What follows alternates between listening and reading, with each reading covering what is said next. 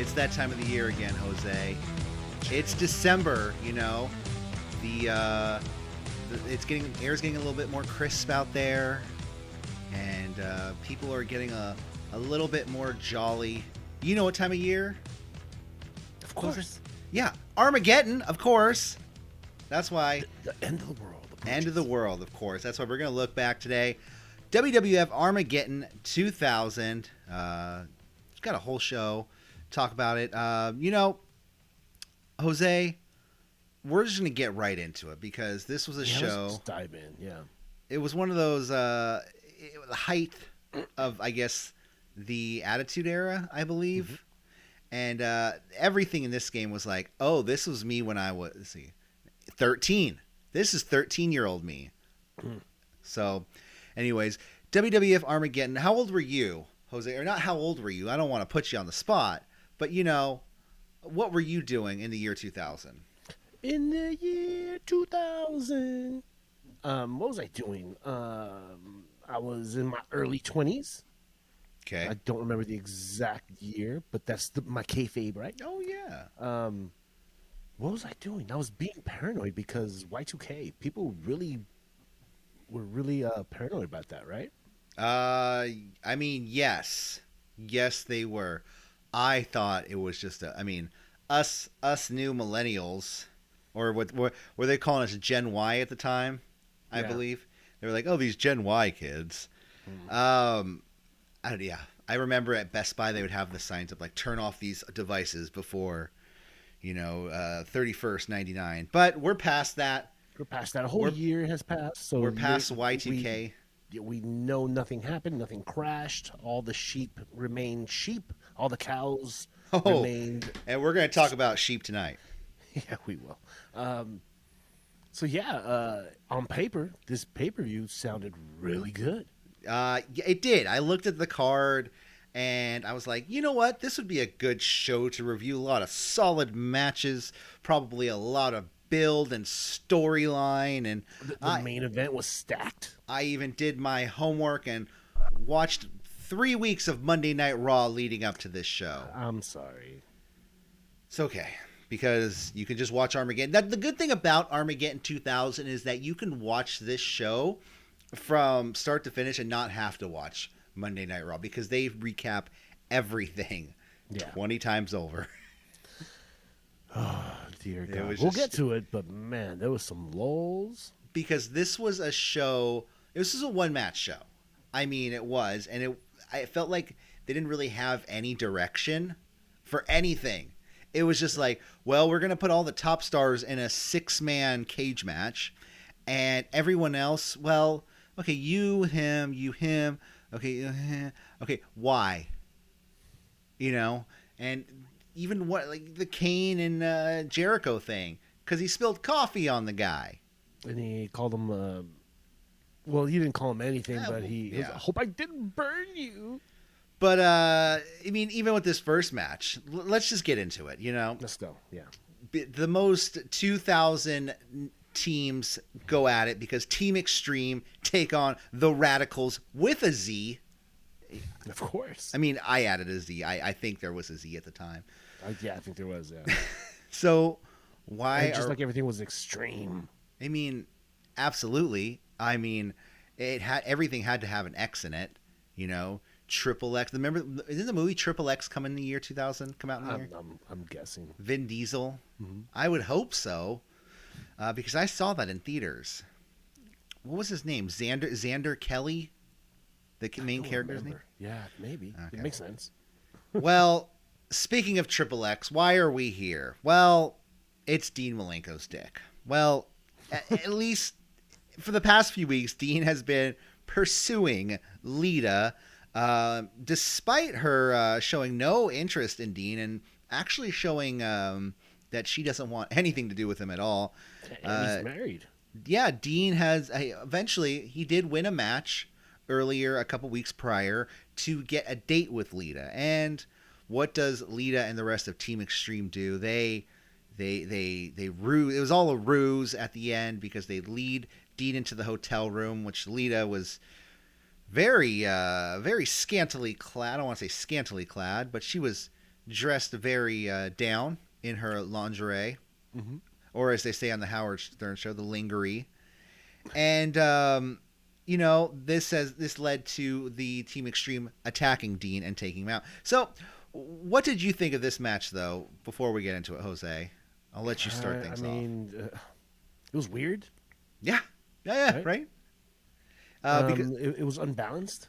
Very much so, because it was an intergender match with one woman. Yeah, and you have. Was it because Dean Malenko was short? You know what I mean? Was that like? Was that like? Saturn. Oh! Well, they used to call them the Mighty Midgets. Remember? Who? Dean Malenko or the cruiserweights? The whole squad. The whole Radicals. No, come on. Oh yeah. I mean, I don't know. He. What do you call it? I don't want to say. Perry Saturn never resembled a mouse to me. True. Anyways, this is a weird opening match because I could see how this was like a party match. You have the Hardy Boys, you have Eddie Guerrero, Perry Saturn, even Dean Malenko. But the ending was just a tad cringe to me. Oh, very. Like I said, Lita, the only woman in this match. Hardy's start this match. You have Terry on the outside. She could have took Saturn's spot. I'm at a loss. I mean, she wasn't up to par with Lita in the wrestling. Not, but no. You wanna, if you're gonna have an intergender match. Well, okay, yeah, I see what you're saying. The Hardys begin this match working 2-on-1 on the Radicals. There was a cool spot though where Lita, she goes to the top turnbuckle while Eddie and Dean are on the outside, and Eddie and Dean are just focused on her, ready to catch her. Yeah. And out of nowhere, Jeff Hardy just comes flying from off camera with a plancha hitting the two guys. It was like a really cool distraction spot that you don't see ever nowadays, which I thought was pretty awesome. The Birmingham crowd is firmly against Eddie Guerrero in this match for some reason. Love it. Gotta love it. Lita hits a twist of fate on Eddie, swanton to Eddie, and Jeff Hardy gets the pin on Eddie Guerrero. Oh, this is a great match. And wait, this match isn't over? Just wait, there's more. It's an elimination match? What? I didn't know it was elimination. I mean, maybe they said it was elimination going in. I just didn't pay attention. They did, but I didn't pay attention either. And I was like, wait, what? Okay. Well, I'm glad it wasn't just me at that point. Mm-hmm. We get a Death Valley driver to Jeff Hardy by Perry Saturn. Again, Perry Saturn gets the pin on Jeff Hardy. It's now down to Matt and Lita versus Dean and Perry. Terry trips Matt up. Matt goes for a twist of fate, but Perry hits a German on Matt. Hardy leg drop to Perry. Dean breaks up the count. Dean tossed to the outside.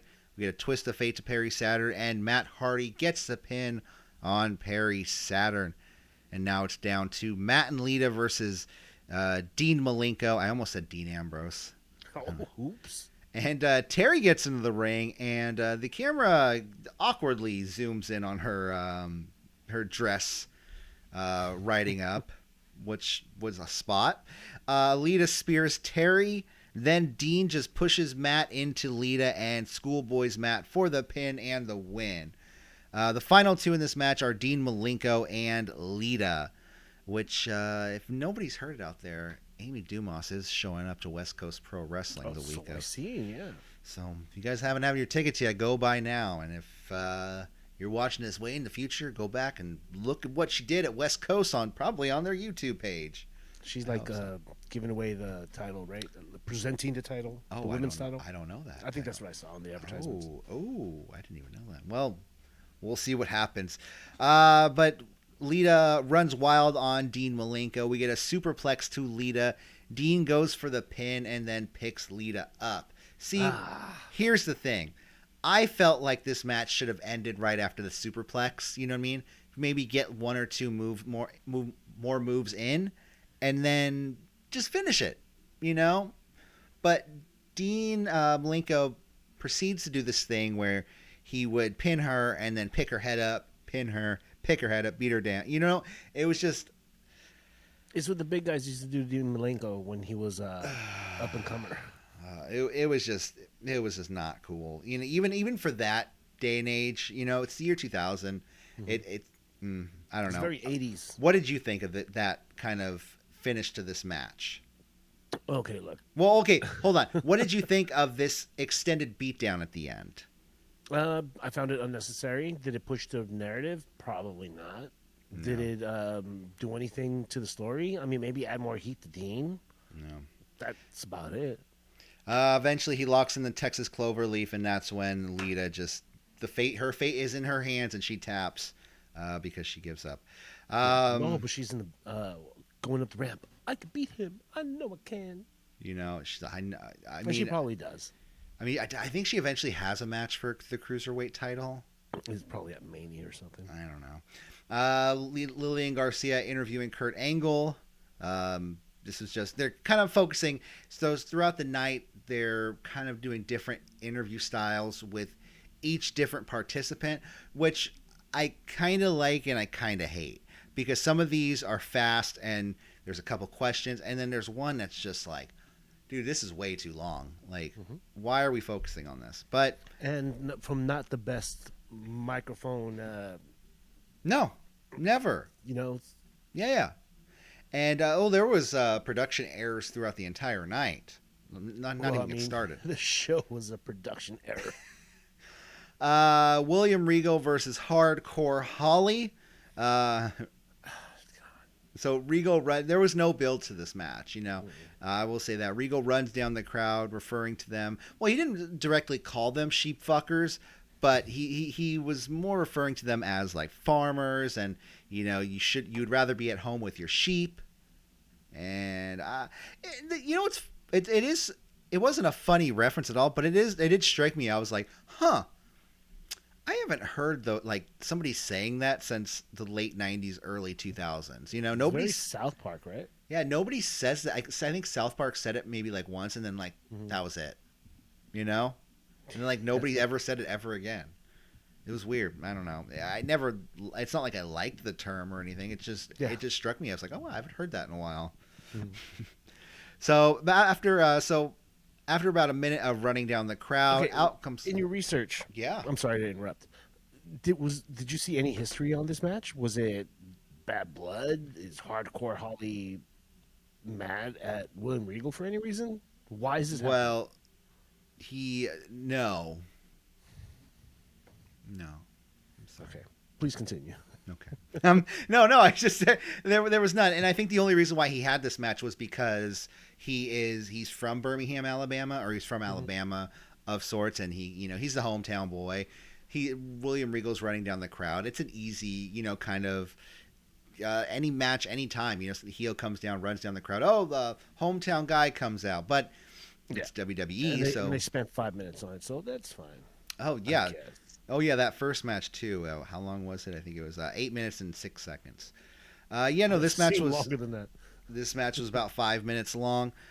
Let's see. This is basic back-and-forth match. After a couple minutes, there wasn't really much of a finish. Just Raven came out and Gunn, gives Holly a DDT and pins him and beats him. I don't know. The reason why I'm a fan of Raven. So... Oh, dude, Raven's awesome. I love Raven so much, and especially watching these old 1994, not Superstars, but Raw, and I think it is Superstars, some of them I was watching. And Johnny Polo, magnifique. He's my favorite character. Him and, God, what was it? Not the Mounties, because they're not the Mounties. The Quebecers? The Quebecers. I almost said the Montrealers. The Quebecers would be very mad at me. Montrealers would be, I guess, Sami Zayn and Kevin Owens, right? Because they're from Montreal. So I said Raven gets the DDT on Holly, and William Regal just pins Holly. So, Jose, what do you have anything to say about this match? Because in my opinion, this was kind of the start of a trend of tonight where there was just kind of a match and then just a bland finish.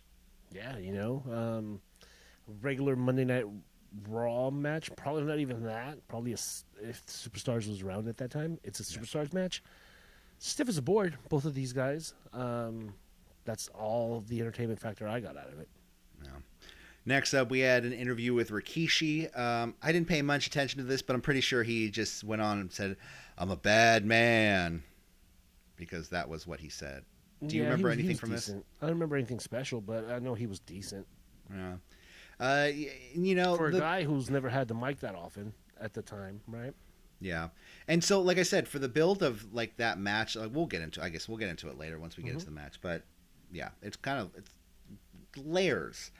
Next up, we have China versus Val Venus with Ivory. I 100% thought that Ivory was going to fight China. Well, what coming into this match? Yeah, going into the match when it started, I thought it was a China Ivory match. This was an okay match. However, like you said, the China Ivory stuff, they are building to China and Ivory at WrestleMania 17.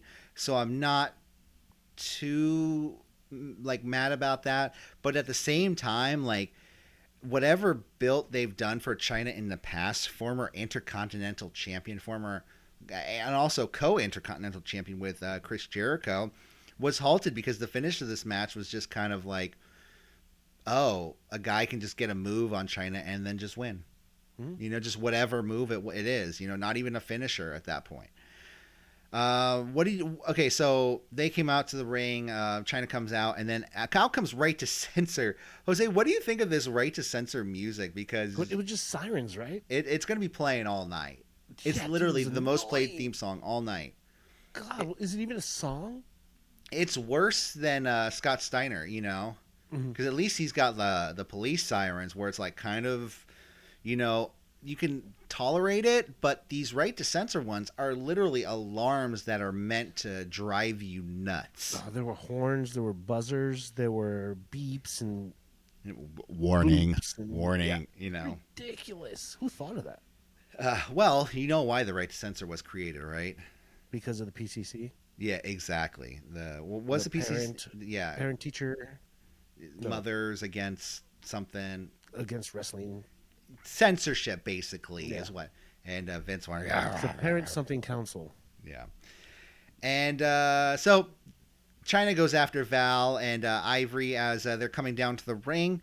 China is beating down on Val Venus left and right. This is actually a pretty believable intergender match once we get things started. Val gets a brief comeback. Ivory stomps down on China on the outside behind the ref's back. King makes reference of Ivory being a butterface. And yet, okay, I'm not going to sit here and be like, well, that was so disrespectful. Oh, my God. And I'm not going to focus on her because it's blatantly disrespectful. But And she was hot, damn it. she was pretty. Ivory was one of those women that was like, I feel like her hotness never ever, like she was just always this, no matter what age she was. You know what I mean? Yeah. She got hotter the older she got. And especially with 2022 vision, it just seems extremely lazy of the King, because like this was a joke just like stolen. I don't know. So you're older than me, Jose. Was this directly stolen from the Howard Stern show, or was this just a common phrase used? I want to say, a lot of good jokes originated around this time on the Howard Stern show. This could have been something that was done there, but it could have been like, I know for sure it was done on the Howard Stern show. I just don't know if it was something like in the counterculture of the late 90s. Yeah. You know what I mean? That was so brought in. Just to clear it up a little bit, a butterface is pretty much when someone says, check out this This woman. person, or well, it was used as for women. Everything is hot butterface. I guess it doesn't work for guys, because but his face. Yeah. So but her face is ugly compared to her body. But you know what? You can't see her body in the outfit that she has. So how is she a butterface, King? Damn, you're an idiot. It was just lazy, and King's just very annoying throughout the entire night. There was a few times where it's like he did kind of save a couple of moments, where he would say something. King. Yeah, where he'd say like there was one point I think someone lifted up a barrel and he goes, "Oh, those barrels are hundreds of pounds." They're just rolling. They're just rolling around. That's the thing with King. He's cringe, a genius with one joke, and then cringe for the rest of the night. Yeah. Val gets the upper hand and slams China down, goes for the money shot, but China dodges. Ivory taking every advantage on China that she can. China chases Ivory. Val takes out China with a kick, fisherman suplex, and that's it. A pin and a win. That's it. So, okay. Like I said, that believability of intergender, like I don't know. I felt like he could at least hit the fisherman and then went for his money. That went for the money shot. Yeah, that blue thunder bomb, is that what it's called? That thing. Well, that was after the match. Yeah, that was crazy. I was like, what the hell? Yeah. After the match, Val and Ivory are celebrating outside. Chyna grabs Ivory by the hair, pulls her into the ring, attempts a powerbomb on Ivory, but Val Venus cuts her off and hits a blue thunder bomb on Chyna, which is something I said this needs to be Val's finisher. As much as I don't like Val Venus, that should have been his finisher. Because not the perfect plex. Me personally, I think every wrestler needs a finisher of different varieties. You need a submission finisher. You need a flying finisher. Even if you're Braun Strowman, I think you need some sort of off the ropes finisher. Even if that's just like a elbow off the middle rope. Yeah, double axe handle. Oh my God, his forearms are so viciously big. I don't know. Yeah. Stephanie, next up, Stephanie expressing her concern. Everyone needs a finisher. Multiple finishers. Just saying. Yeah, at least 3. Stephanie expressing her concerns for Hell in a Cell match tonight to Vince. He says, I'm going to cancel it. It's not going to happen. Okay, sure. Then we get a pre-taped segment, an interview with The Undertaker inside Hell in a Cell. I believe this was it Kevin Kelly, I believe, with The Undertaker? I think so. Dude, my headache's coming back. This was way too long. Taker's just like explaining possible. He's just explaining the history of Hell in a Cell, and this goes on for like 5 minutes. He's like, see, I love blood, and that's who I learned it in Hell in a Cell. And me and Mick Foley, HBK was before that. And, Hell in a Cell, I'm going to take you there. I'm the Dead Man Inc. I like Limp Bizkit. And I was just like, dude, this should have been, I know what they were doing throughout the night and having different segments, different types of interviews. But if they would have just had one longer segment where it was just different cuts of different guys, this is what I did to get here. This is what I did to get. This person thinks they're going to do that to me, But I get it. The recap they do later was way better than these interviews. No, absolutely. But they had to fill time. Like I said, the only thing they had planned for this show, in my opinion, was the 6-man main event. And even that is like, well, what do we got for the end of the year before Rumble? I don't know. Let's throw them all in Hell in a Cell. Mm-hmm. And then build a card around that, Yeah, and there's a huge Mick Foley thread going on throughout the night. Yeah. Oh, yeah. No. The Cell is what ended his career. Look at Mick Foley; he's dead because of this. No, he's commish, man. He's there. Yeah, he's there with. I always thought Deborah as the co-commish was very weird. I did like a lot of things. Weird combo. A lot of things came back to me in this show, like things you totally forgot about. I'm like, oh yeah, I forgot about Deborah. I was like, why is Deborah with Foley? Oh yeah, his office was in the back. I was like, oh, okay. If that's weird, okay. But nonetheless, Vince and his stooges come out in the ring, and Vince says, just for the record, I said what I meant to say on Friday night. He says when he said he expressed genuine concern for the athletes in this match, saying that if any of them were seriously injured, quote unquote, that Mick Foley would be fired. But I'll say, what constitutes seriously injured? Isn't that like different for every, like, it's subjective or objective? I think it's subjective, right? Yeah, is the word. Totally. Yeah, and he had no problem with Mick Foley getting carried out on a stretcher and then coming back into the ring to fight the Undertaker. Remember that part? Yeah, I don't know, but no problem there. Vince says he meant it when he gave his life for the fans. He meant it when he asked for his divorce, when he expressed genuine concerns for the wrestlers tonight. He meant it. Vince, he's trying to show that he's like this compassionate humanitarian, compassionate humanitarian, and asks the fans to reject this match tonight. And I don't understand how Vince hopes to stop this match by just being like, stand up, get up, everybody. So Vince invented cancel culture. Come on, everybody. Yes. Yes. Get in the ring, everybody. We'll occupy the Raw. I don't know. To me, it was kind of dumb, but whatever. I get it. It's Vince. It's the Stooges. I love Pat Patterson, Gerald Briscoe. I just love it. Earlier in the night when Vince gets there, they're just like, "Oh, let's go, Mr. McMahon." And like, oh, that's right, we're going. You want any coffee? No, I don't want any coffee. Oh, you sure you don't want any coffee, Mr. McMahon? You sure? Okay. So it's great. Yeah. Next Pat up, Patterson on Young Rock is pretty good too. Do you know who plays him or? No, I don't. Next up, Chris Jericho versus Kane in a match that lasted 17 minutes and 16 seconds. 17 minutes. And this match was the biggest fuck you to fans. I was going to say F you, but no, it was the biggest fuck you to fans in the arena that night because there was way too much time spent in the back. Just way too much time. It started off in the back. Like, if you were in a certain part of the arena, you weren't seeing this match pretty much 90% of it. Yeah, and if you're a fan of the show and you listen to us often, you know that I despise going outside. I hate it when they go into the rafters, when they go into concessions, when they go to the bathrooms. I hate when they go into the back, period. Yeah. It's nuts, and I just to me it's crazy because even at one point they go to the back and there's no camera that gets them. Like for a minute, even King is like, director. We're trying to get a camera to the back. So how did we get here? So we talked about it a little bit earlier. Jericho spilled coffee on Kane. Well, no, yeah, really. Jericho spilled coffee on Kane, and when he did that, he said, "Oh, didn't mean to burn you, Kane." And Kane was, "Oh, you think that burns me?" And as we all know, Kane is a burn victim. I mean, have you seen Mayor Glenn Jacobs' face? Like, obviously. Yeah. I do like it because, like, what are we supposed to make of that in the long run? Like, was it all an emotional burn?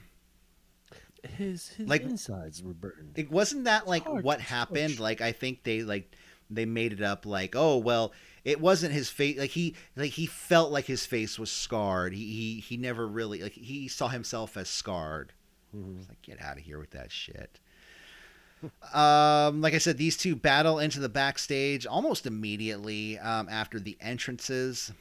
Mideon gets in the way and gets hit by both men just in his street clothes. Innocent bystander. Yeah. And nobody even calls it. Mideon's just in the way and they both hit him and he sells it, so good for him. Jericho beating down on Kane, and the crowd is pretty much dead at this point, and I think it's because they can't see anything. Just my opinion. Kane introduces a steel chair, goes for a tombstone. Jericho reverses, hits a low blow to Kane, DDT to Kane, and we get a chair shot to Kane's head. Then Jericho hits a flying forearm and a missile drop kick, and that's when Jericho lays Kane down and hits Kane with a lion salt with a chair on him. So why does Jose, because, okay, help me out here, because this move is so stupid. He lays Kane down, he has Kane hold this chair, and he does a lion salt. First off, it hurts him just as much as it hurts Kane, quote unquote, and Kane has to hold the chair there so it doesn't fall off his belly. You know what I mean? Yeah. And I'm not calling Kane fat. I'm just saying, like, the body is shaped like this. You know? You're not. The chest isn't flat. Unless you're Finn Balor, your body goes like this. Yeah. You know? And so... How is this believable at all? Yeah, I mean, how are we supposed to believe that this burnt man is upset because he got burnt with a cup of coffee?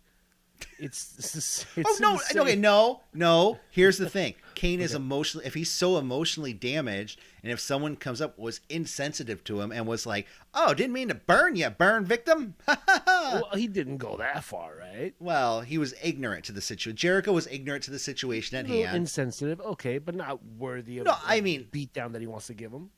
Well, it led to that, you know. I'd be pretty pissed too. I mean, Jericho, you gonna pay for my cleaning? I mean. At least for the coffee. Coffee smells pretty bad. Like, I love coffee. I have half a cup of it right here, you know?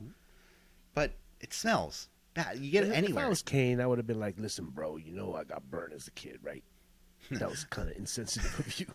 Jericho, I would have squashed the whole thing right there. Yeah, right there. Jericho would have been like, oh, dude. Man, I'm sorry. I'm sorry about that. Here, let's go to catering. Let me get you some cake or something. I don't know. Let's make up, you know? Let me get you some toast. But, I forgot. It's burnt. No! Then we get into the steel cage. No. The battle, they battle towards the stage. Kane goes for a choke slam off an elevated platform. But Jericho reverses and hits a bulldog to Kane into a table. off the elevated platform. That's when Teddy Long begins counting because he's the referee in this match. Then Jericho goes and okay, so there's these like barrels and they're all welded together. It's like 5 up and 5 to the side, 5x5 barrels, right? Mm-hmm. Stacked up high for the stage. All super glued, yeah. Yeah, exactly. And Kane's behind it, but there's something behind him to where if he lays down, it falls on that. It doesn't hurt him at all. And Jericho is trying to push these over. He barely can get them knocked over. It takes him about 4 or 5 tries. And he eventually knocks him over. But you can obviously Kane, like, kind of standing, but crouching. And we're supposed to believe that Teddy Long is going to count this 10 count after a man, like, is pinned down by immovable objects. He stuck his hand through the barrels. Yeah, I mean, to me, that shows like he was standing to some extent because they wouldn't fall directly. I don't know. They were elevated. They were at an angle, a slant. I get what they were trying to do, and out. they were in the learning phases. They were like, they were in the learning phases of the hardcore days. They were like, these tables work. What else can we do? Jericho's like, well, have this guy hold onto a chair and I'll flip onto him. Okay, we'll try it. And, bulldogs off of elevated platforms into a table, fucking great. But this dumpster thing was just dumb because we get the 10 count and Jericho wins the last man standing match over Kane. What did you think of this match, Jose? It was kind of fun, I guess. I mean, like I said, besides the all the backstage stuff. Yeah, I hate backstage stuff, man. It was just a lot of brawling, too. It wasn't a lot of, like, wrestling. It was just a lot of brawling. We get Coach backstage interviewing Mick Foley, just asking him, like, oh, do you even think about these people in the match tonight? He goes, I think about it every day. I think about it. I'm like, oh, okay, calm down, Foley. We were asking you one question. Simmer down. Then we go to HBK at WWE New York. And this is a back and forth between JR and HBK. And it's just basically like, HBK, what did you think about Hell in a Cell? And HBK... Well, hold on. I don't want to say he was drunk at all, but he definitely did seem like he was like enjoying the evening. Three drinks in. You know what I mean? Sure. Like he was a good buzz, not like a bad like, hey buddy, but he was just like, hey JR, how you doing? Jazz was playing in his head. You know what I mean? Mm-hmm. Or his theme song was just like playing over and over in his head. And it's early in the night, man. You don't know what might have happened. And you know what? You're in New York. You're not wrestling that night. Go. Everyone else is in Birmingham. Fuck it. You go for it. Yeah. Have you ever been to the... No, I never got to go. To the WWE restaurant? No. Did you ever get to go? I went to the Nitro Grill. Oh, how was that? It was horrible. Was it really? What did you get? Do you remember what you got? I don't remember. But I got a nice Nitro glass. Was anybody there when you were there? No. That's unfortunate. I was hoping either Stacy Keibler or Scott Steiner. Yeah, or one of the writers could have been hunched over the bar just swearing life. Yeah, and you could have got a job. I mean, right there, WWE or WCW Creative. What year 2000 or? Mm-hmm. No, what was it? Yeah, in and around that time. Well, that's when the Nitro Girl was around. Yeah. Oh yeah. Next up, we get Edge and Christian versus Right Censor, the tag team champions. Because when you think tag team champions, you think of Bull Buchanan and the Good Father. Oh my God, top 10. Versus the Dudley Boys versus Road Dogg and K-Quick in a 4 corners not elimination match, first fall to a finish match. So this is our first what the fuck is going on in this match because there's just so much shit going on. First off, Road Dogg seems a little dejected when he comes out to the ring. Is that just me, or did he just seem like not into this gimmick at all? Yeah, not at all. Okay. Because to me, when he came out, you see like K-Quick, he's rapping, and you see Road Dogg, he's like, move the thing. Move the thing. We get rowdy. Road Dogg was an infamous appropriator back in the day. That is true. But see, he seemed way more into it when he was, maybe that was the thing. Maybe that was the thing. Maybe he just it was like, oh, I mean, hey K-Quick, me rap, and as soon as K-Quick leave, he's just like 1, 2, 3, 4, 5, 6. Yeah. Or K-Quick could have put him in his place. Like, listen, dog. When I'm here, you shut the fuck up. You're not the real rapper here. You my hype man. So Right to censor goes right after the Dudleys. Goodfather goes. He does the Ho Train spot despite being in right to censor. And that was one thing. Is like they never changed up the names of any of the moves. He was like, oh, he's going for the Ho Train, and Val Venus is going for the money shot. Like, what? Like that's somebody. Money shot is look it up. You'll be in for a treat. And like the Ho Train. It should have been the Choo Choo Train. And the parent shot. What rhymes with hoe? The dough, the mo train. But it has to be something with censorship and the no train. The no train. Oh, it's the no train. Train. Yeah, the no ho train. There we go. The fans are clamoring for tables. All the heels work on K quick. Edge goes for a double axe handle. Quick kicks Edge, hits a DDT. Quick then gets a hot tag to Bubba because, like I said, it's a 4 corners match. Everyone just tags anyone. Bubba runs wild on all the heels, tossing Christian pretty much about 10 feet, pretty high into the air. I don't want to say 10 feet and undersell it. It was pretty damn high. Yeah. Right to censor and the rappers battle on the outside because I don't know what else to call them. I'm not going to call them Road Dogg and K Quick. Yeah. We get the what's up to Edge. Dudley's go for the table. They use it as a battering ram on Good and Bull on the outside. And then we get back in the ring, we get about a 2.5D, not a 3D to Bull Buchanan because they go for a 3D and Bubba just like hits a weird neck breaker instead. I don't know what happened, but he has to. He's a very good improvisationalist. Yeah, he probably he's wasn't good at improv. Yeah, he probably just didn't see like it was going to hit right. So then they go hit the 3D on the Goodfather, the was up on Christian. Steven Richards goes after Devon on the outside. We get the Impaler to Bubba by Christian. Edge just gets the pin and pins Bubba. New tag team champions. What did you think of this match, Jose? Oh, my God. Instead of money shot, they should call it abstinence. There we go. Yeah. You know what I mean? Yeah, a fun match. A lot of stuff going on. The donate train. I don't know. There you go. It is what it is. I'm not having a good time. No, at this point I am not. I can see why. I mean, there were some parts that were like, yeah, that was fun. Okay, next up. Next up, we get Triple H in the back, and he basically tells Stephanie McMahon she and his future children don't matter because he just wants to win the WWF title one more time. Dude, one thing that I noticed is that Stephanie is man-spreading this whole time. What do you mean? Oh, just like, with her legs?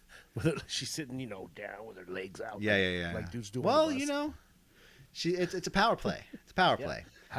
As the kids would say nowadays, it's Big D energy. There we go. But she's crying in this segment because I think this leads to she's pregnant.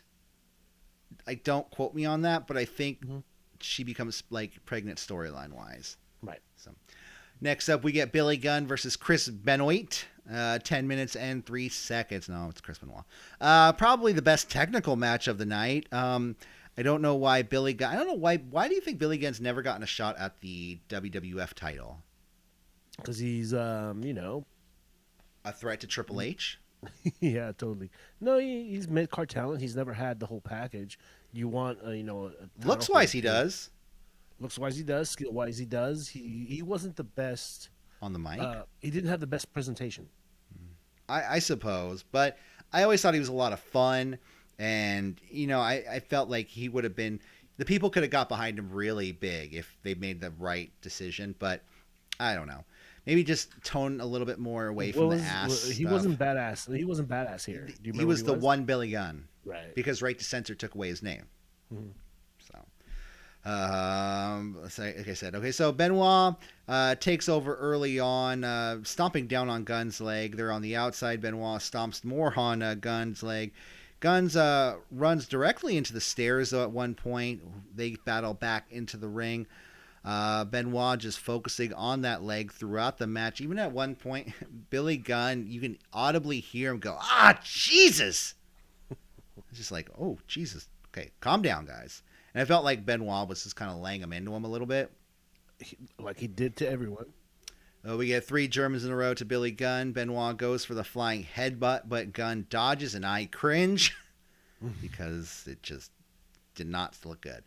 No, CTE, bam. snap power bomb to Benoit, famouser to Benoit. He kicks out. Benoit battles into a crippler crossface, but Gunn gets his foot on the bottom ropes. They go back and forth, and then Benoit just gets Billy Gunn down and gets him in the crossface and submits him. And, that was one thing about Benoit that I will say is that I did like how he was just able to just grab your arm and throw you into the submission on the ground. You know what I mean? He was just able to throw you on the ground, lock in submission, just like that.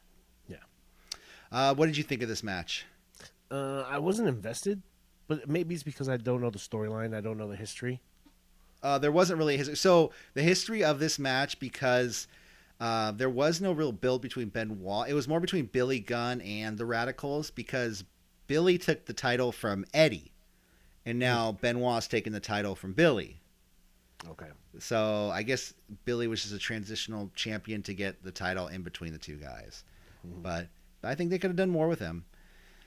Backstage, JR's with Austin, and Austin, okay, not going to say anything. I didn't accuse HBK of being drunk earlier.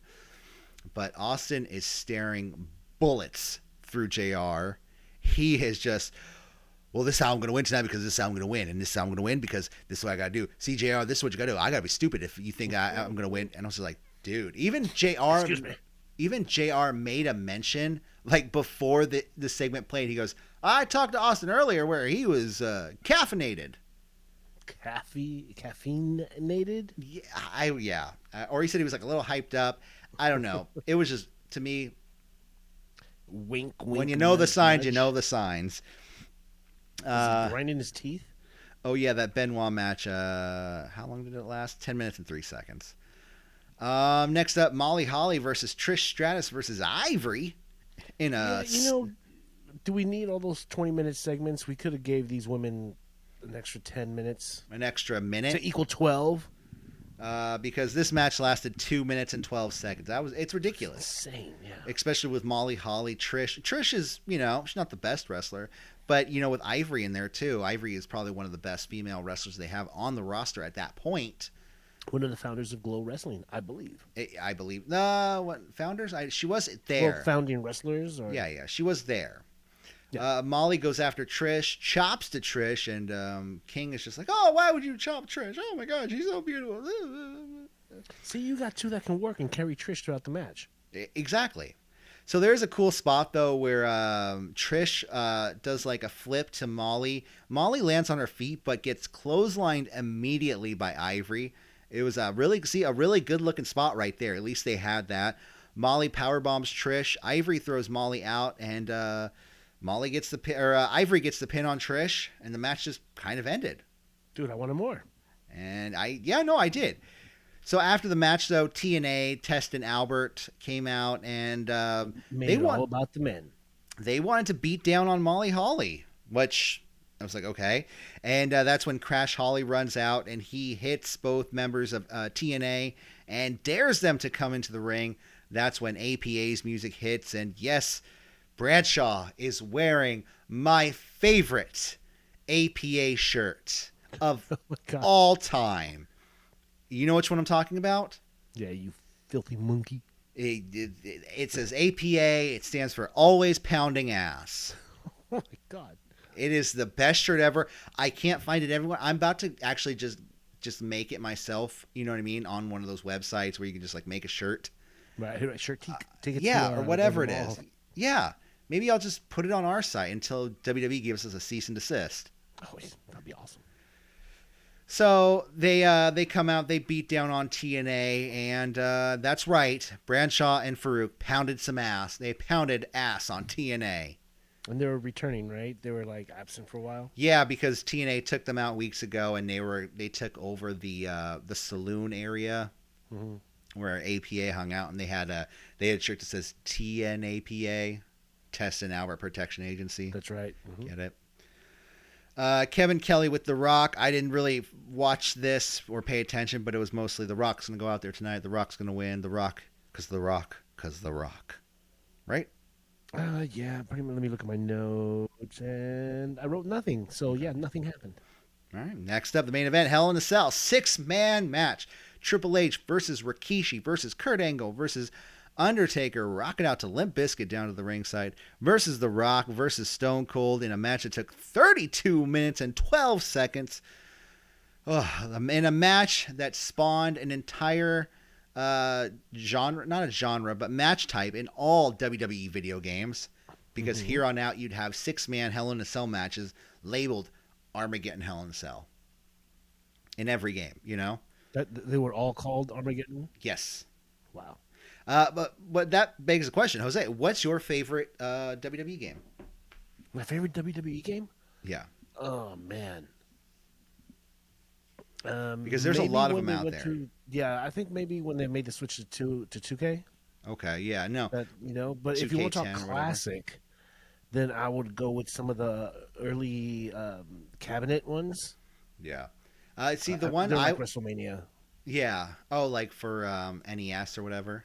No, the cabinet, I mean, when you go to the arcade. Oh, okay, I see what you're saying, yeah. Four joysticks on the cabinet. See, I liked No Mercy. That was my probably favorite game because you can unlock all these things. But I also was kind of liked. There was a game called WWE Raw for the Xbox at one point, and you can play as Fred Durst in the game. Son of a bitch. Of Limp Bizkit.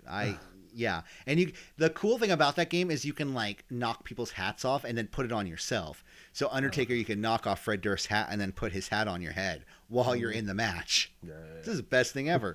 What a gimmick. But my favorite WCW game has to be a tie between WCW World Tour and WCW versus NWO.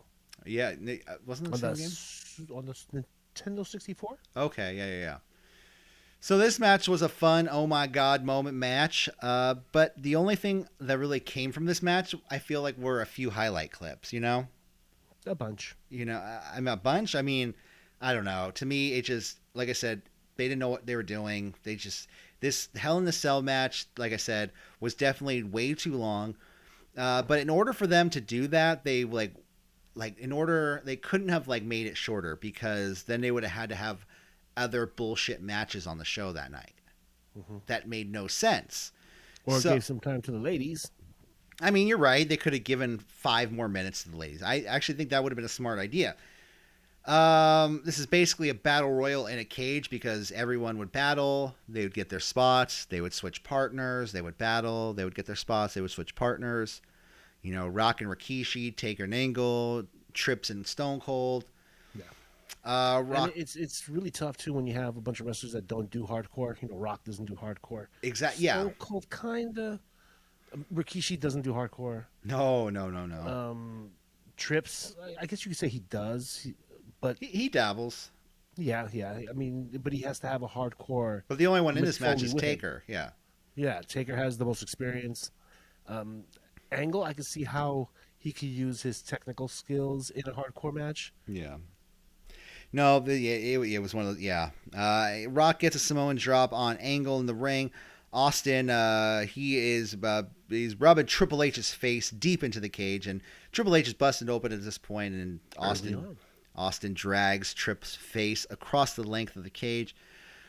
We get a pedigree to Rikishi. Rock pulls Trips off. We get a People's DDT to Triple H. Olympic slam to Rock. Stunner to Angle. Choke slam to Austin, all within like 2 minutes. Probably 1 minute.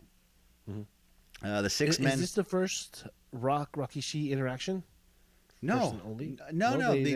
This is after when he ran over Stone Cold, and he said, "I did this for you, Rock." And Rock was like, "Dude, I never asked you to do that for me.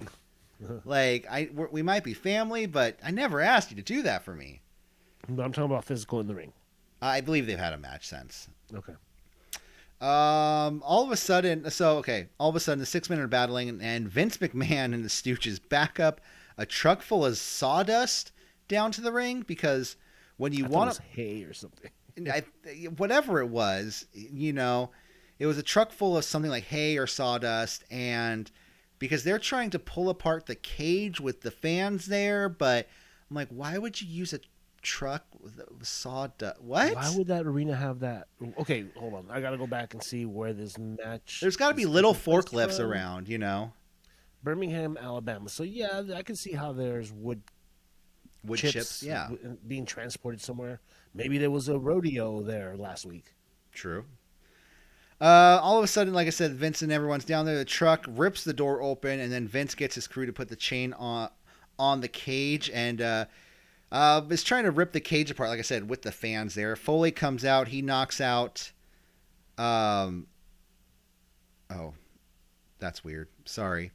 So Foley comes out, and no, it's weird. My notes did this weird thing. We're actually cut off at one point. But it's okay. Foley comes out. He knocks Patterson and Gerald Briscoe out, and Vince raises his cane in self-defense. And I don't know if these guys were... I don't know what they were trying to portray, but they had like FBI type jackets on, which are really weird. They escort Vince out.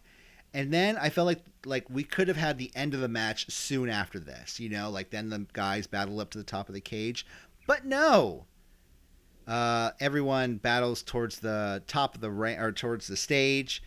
Some fan rubs Austin's bald head like weirdly, like he rubbed it like you would rub like a fortune teller ball. Magic crystal ball. Yeah, so all the men are battling on the stage area, which is just a bunch of busted cars, like a demolition derby. And they're battling up there for a few minutes, and I feel like this just killed the reaction from the truck at this point. Because the fans are just dead again. They're like, oh, okay, there's just a truck there. Nobody cares. Triple H and Austin battle to the top of the cage, teasing that they're going to fall off. Stunner to Trips on the top. Taker and Angle go to the top. Angle busted open at the top of the cage. Taker was busted open earlier by a chair shot. Rikishi then goes to the top of the cage. Taker hits Angle with a chair. Rikishi gets the chair, hits Taker, hits Rock, hits Taker, hits Taker. And Taker gets up and begins pounding Rikishi's ass towards the edge. And Rikishi is teetering on the edge, and we all know what's about to happen. Rikishi is quote-unquote choke-slammed off the top of the cage. And it's funny because they cut to Rock and Austin's face, and their face, like Austin was literally like, is he okay? And even Rock was kind of like, that's my cousin, guys. Is he dead or is he alive? Yeah. Because they don't really know what's going on. I mean, I'm sure they knew what was going to happen, but they were kind of in shock for a second. They begin battling a rock bottom to Austin. Rock goes for the people's elbow, but it's taken away by Triple H. We get a rock bottom to Angle. Austin breaks up the count. At this time, you see how much Angle is bleeding, and it's pretty bad. We get a stunner to Rock. Triple H breaks up the count, and Austin goes for a stunner on Trips, but Trips reverses into a neck breaker, and that's when Angle just turns over and rolls his hand over the Rock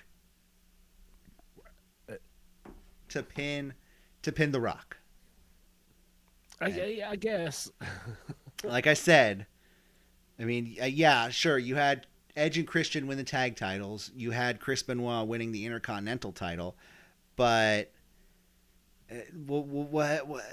like I said, they didn't have anything. They threw them all in there, and that's what you got. You know, it wasn't like this long planned out, like, oh, we're gonna stop it here on the road to WrestleMania. No, they were like, we need to get something done before Royal Rumble. Yep, end of year show. Royal Rumble's coming up. The Royal Rumble is the beginning of Mania season. So this was like, sorry fans, but you get what you get, and you don't get upset. Yeah. Well, that was Armageddon 2000. It's the end. It's the end of the first year of the millennia. You know, 2001 is about to hit, but nonetheless. Ladies and gentlemen, please let us know if you want us to watch more crap just for you. Yeah, well, we'll have. Well, you know, we used to always do retro reviews. If you like these retro reviews, like we used to always do, yeah, let us know. Comments below, because, you know, I have some plans this year to do a couple of them, you know, periodically, maybe paired with big numbers of pay-per-view events. 4 or 5. Fours, your all outs, your yeah, we'll do a retro all out. yeah. 2019. Yeah. Well, we're gonna get out of here. I hope you enjoyed Armageddon 2000 as much as we did. If you want to watch more of our retro reviews, click one of the links above or below, or it's gonna play after the song ends, and it'll play. But nonetheless, from City Wrestling Radio, I'm Corey Smith. We will see you next time. Have a great day and a wonderful holiday. See you later. Bye. Bye-bye. I don't know why Have a happy.